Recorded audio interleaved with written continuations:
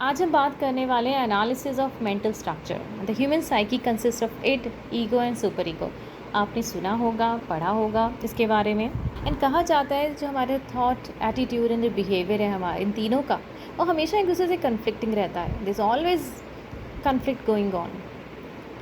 So what is it, what is ego, what is super ego? Id हमारा वो unorganised part है हमारी personality का, हमारी साइकी का, मेंटल स्ट्रक्चर का, जो कि इलॉजिकल है, इरेशनल है, इमोशनल है, इमेच्योर है। इसे कहा जाता है प्योरली सेल्फिश है, और इसका कोई अगर डिज़ायर होता है तो चाहता है उसका तभी कि ग्रेटिफिकेशन हो जाए, फुलफ़िल हो जाए, डिमांडिंग है। And it is away from reality, it doesn't live in reality, it's just like a child जिसे कुछ चाहिए और उसे वो तभी चाहिए, देयर इज़ नो वेट। हमारा ज़्यादा कॉन्सिक्वेंसेस के बारे में भी नहीं सोचता कि इसका रिजल्ट क्या होगा। And it operates on pleasure principal, and it's said that the energy within this id is labeled as libido. Now let's look at the ego part of us.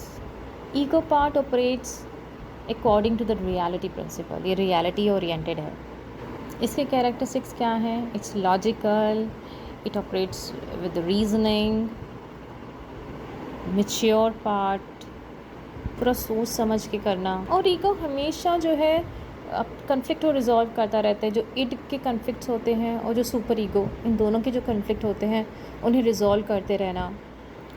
It plays a role of a mediator between both of them according to the realities of the world. और कहा जाता है, like it's a very important thing that I am mentioning right now, कहा जाता है कि अगर ये ईगो बहुत सक्सेसफुली एक इस्टेब्लिश कर लेता है बैलेंस इड में और सुपर ईगो में, that individual is very well adjusted.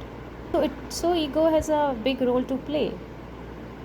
Next comes third one is super ego. Now what is super ego? Super ego is rigid part. It is not very flexible.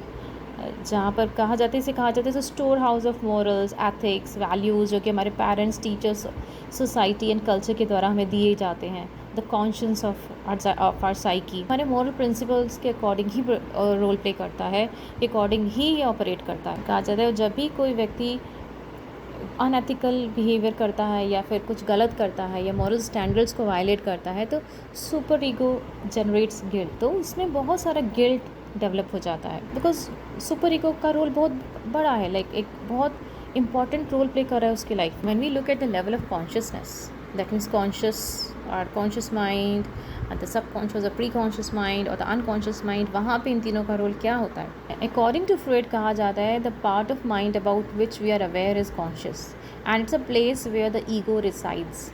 That means एक small part है हमारे mental life का। ये मतलब largest segment किसका है? सबसे बड़ा जो पार्ट है वो है हमारे अनकॉन्शियस माइंड का, that comprise the id which is not easily reachable, accessible, जो कि हमारे बिहेवियर को बहुत इन्फ्लुएंस करता है। And now it's also been mention that the super ego जो हमारा है that resides at all the 3 level of consciousness.